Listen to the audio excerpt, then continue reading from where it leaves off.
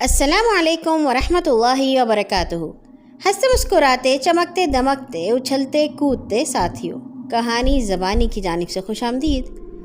آج ہم سنیں گے اپنا سلسلہ 10 کہانیاں 10 جنتی کی پہلی کہانی۔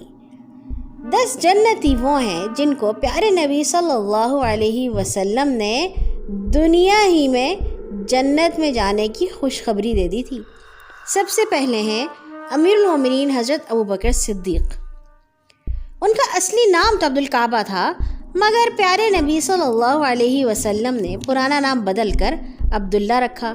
ابوبکر ان کی کنیت تھی اور صدیق ان کا لقب تھا۔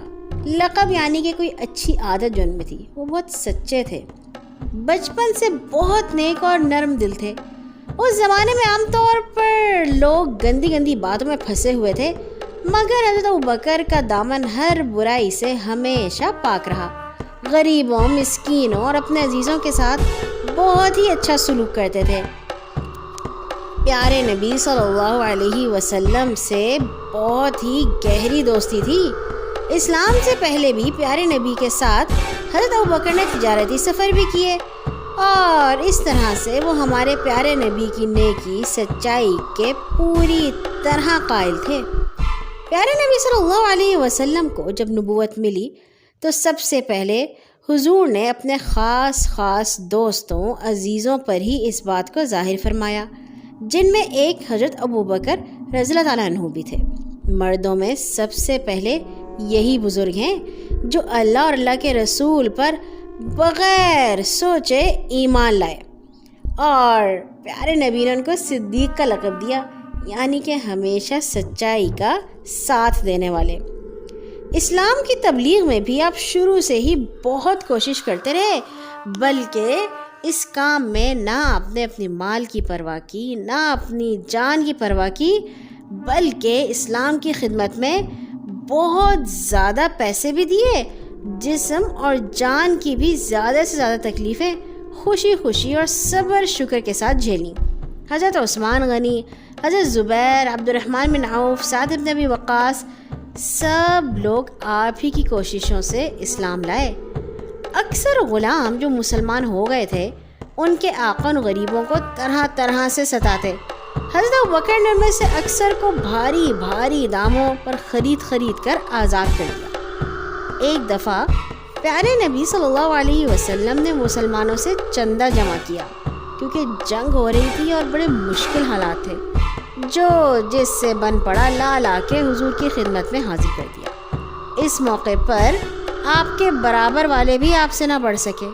حضرت عمر نے اپنا آدھا مال پیش کیا، اور ان کا خیال تھا کہ آج ان سے زیادہ اور کوئی نہیں آگے بڑھ سکتا۔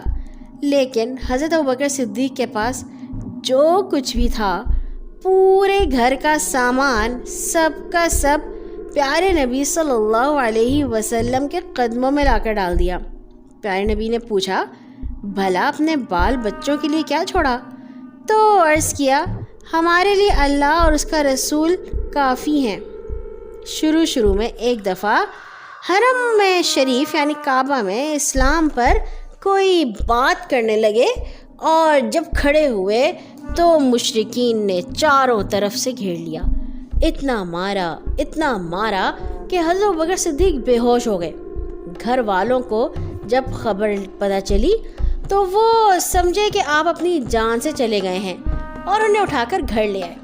مگر جب ہوش آیا تو سب سے پہلے انہوں نے پوچھا، پیارے نبی کہاں ہیں؟ مجھے پیارے نبی تک پہنچا دو، وہ ٹھیک ہے نا؟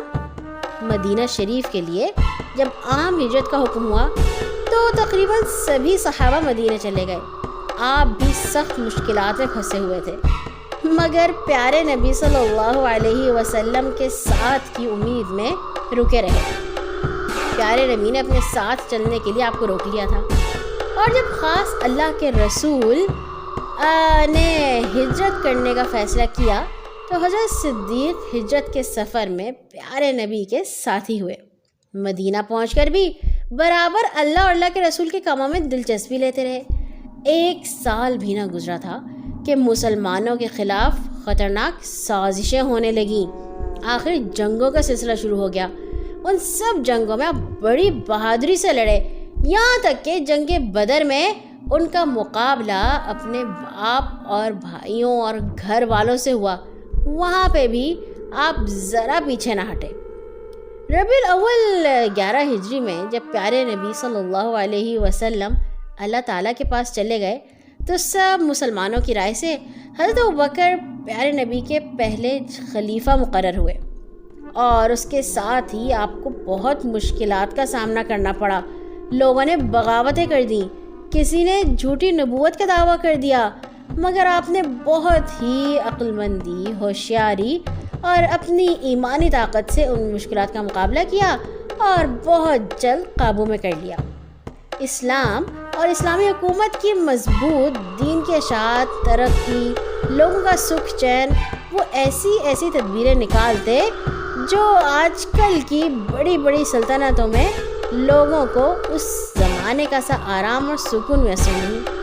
عراق اور شام کا بہت بڑا حصہ آپ کی کوششوں سے اسلامی حکومت میں داخل ہوا۔ حضرت ابوبکر صدیق رات بھر اللہ کی عبادت میں مصروف رہتے، اکثر روزے رکھا کرتے، قرآن ایسے پیارے انداز میں پڑھتے کہ راہ چلتے لوگ ٹھٹک جاتے اور پہروں کھڑے ہو کر سنا کرتے۔ نماز میں قرآن پڑھتے پڑھتے اس طرح روتے کہ ہچکی بن جاتی۔ بہت ہی سادگی سے رہا کرتے تھے، کھانا نہایت معمولی ہوتا اور کپڑے بھی ہمیشہ عام ہی پہنتے۔ شروع سے ہی تجارت کیا کرتے تھے۔ ہجرت کے بعد مدینہ کے قریب سخ نامی ایک گاؤں میں کپڑے کا کارخانہ کھولا۔ خلیفہ ہونے پر خلافت کے کاموں کی وجہ سے بعض خاص صحابیوں کی رائے سے بیت المال سے آپ کا جب وظیفہ مقرر ہو گیا، یعنی تنخواہ ملنے لگی، تو آپ نے کاروبار اپنی اولاد کے سپرد کر دیا۔ خلیفہ ہوئے بھی آپ کو 2.25 برس ہی ہوئے تھے کہ 63 برس کی عمر میں جمادی الاول 12-13 ہجری کو آپ نے اس دنیا سے کوچ فرمایا۔ اللہ تعالیٰ ان پر اپنی ڈھیروں رحمتیں اور برکتیں نازل فرمائے۔ آج کے لیے اتنا ہی، کل آئیں گے انشاءاللہ ایک اور جنتی کی کہانی کے ساتھ۔ اللہ تعالیٰ سے دعا ہے کہ وہ ہمیں بھی ان کے نقش قدم پر چلنے کی توفیق عطا فرمائے۔ اللہ حافظ۔